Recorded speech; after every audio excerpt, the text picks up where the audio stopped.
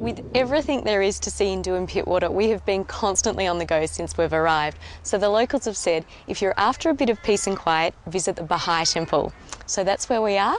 I think we should go find our inner peace.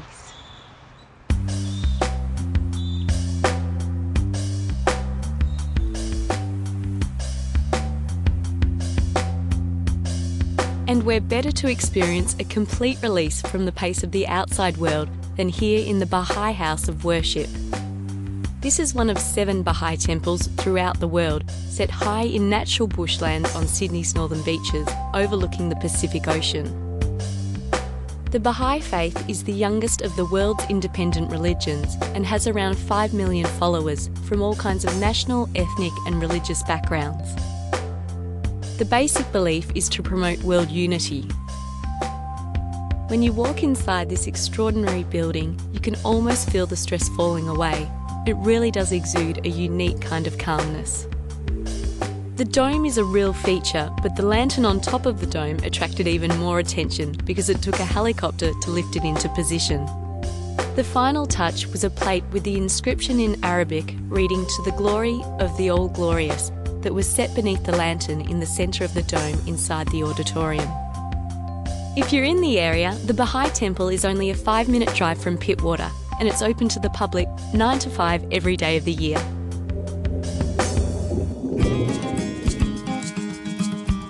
For some time now, the yachting world has had a thing about 40-footers, regarded as the ideal length for a racing cruiser yacht.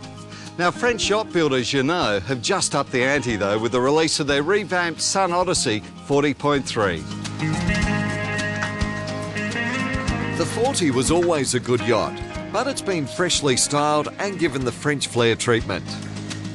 The beamy hull on the new 40.3 is the same as the original Sun Odyssey 40. Now, if you're familiar with the Sun Odyssey, the first thing you'll notice when you step on board is the new deck design, which has lots of hatches and a more contemporary feel.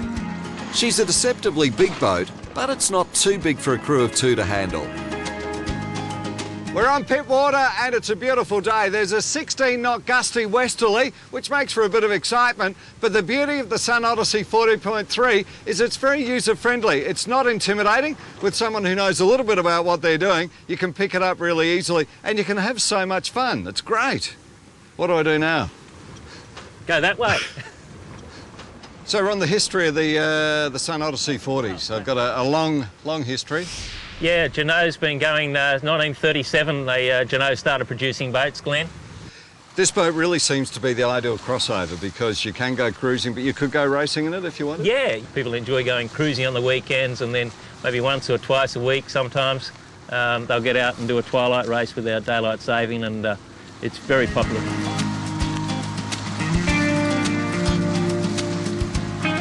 Guests will feel right at home in the teak cockpit with loads of features, including seating for 6 and drink holders. The open transom leads to a swim ladder and there's even a handheld shower nearby.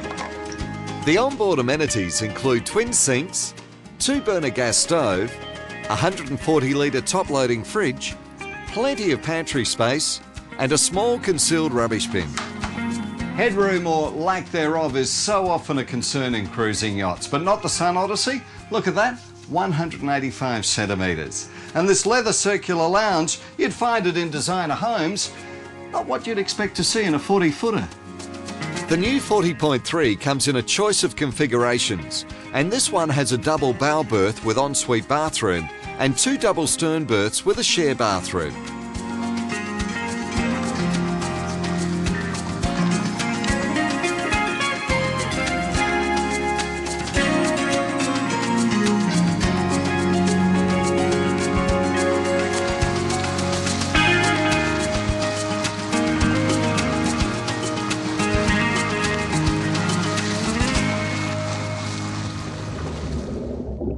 Now, Esther, this is a fun Newport Arms barbecued seafood platter, and I think you'll agree it's a great way to finish the day. It is.